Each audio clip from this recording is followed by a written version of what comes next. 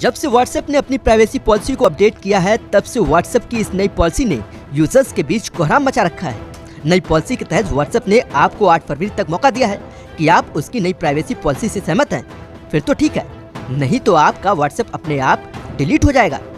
इसके बाद users WhatsApp से किनारा करने की सोचने लगे हैं। अब यूजर्स WhatsApp का ऑल्टरनेटिव तलाश रहे हैं।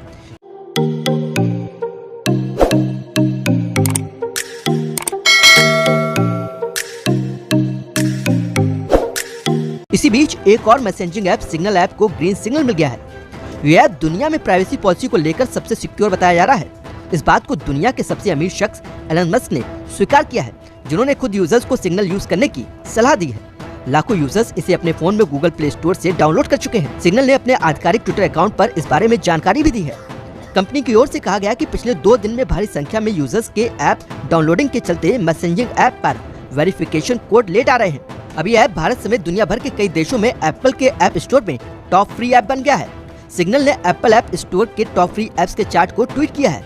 इसमें देखा जा सकता है कि ये ऐप नंबर 1 पर है, यानी भारत में सिग्नल ने WhatsApp को पीछे छोड़ नंबर 1 की पोजीशन हासिल कर दी है। साथ ही Germany, France, Austria, Finland, Hong Kong और स्विट्जरलैंड में भी सिग्नल ने WhatsApp को पीछे छोड़ दिया है। इसके अलावा हंगरी और जर्मनी में भी सिग्नल गूगल प्ले स्टोर में भी टॉप फ्री ऐप बन गया है।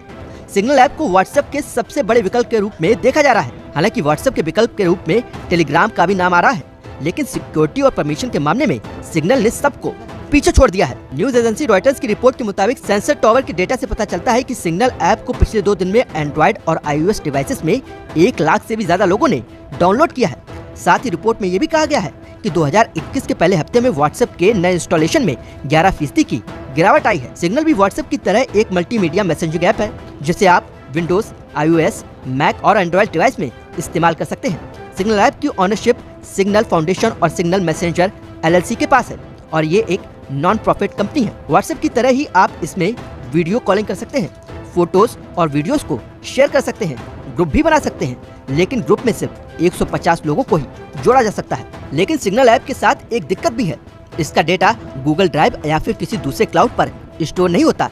ऐसे में अगर आपका फोन खो गया तो आप चैट का बैकअप नहीं ले पाएंगे। सिग्नल ऐप में ग्रुप बनाकर आप सीधे तौर पर किसी को उसमें ऐड नहीं कर सकते हैं। जिन्हें आप ऐड करना चाहते हैं उनके पास पहले नोटिफिकेशन जाएगा, उसके बाद वे चाहेंगे तभी आप उन्हें ग्रुप में ऐड कर पाएंगे। इसमें भी डिलीट फॉर एवरीवन का फीचर है। सिग्नल ऐप की सिक्योरिटी की तारीफ WhatsApp के को-फाउंडर ब्रायन एक्टन भी कर चुके हैं। ब्रायन एक्टन ने 2017 में WhatsApp को अलविदा बोल दिया था और उसी दौरान सिग्नल में $59 मिलियन की फंडिंग दी थी।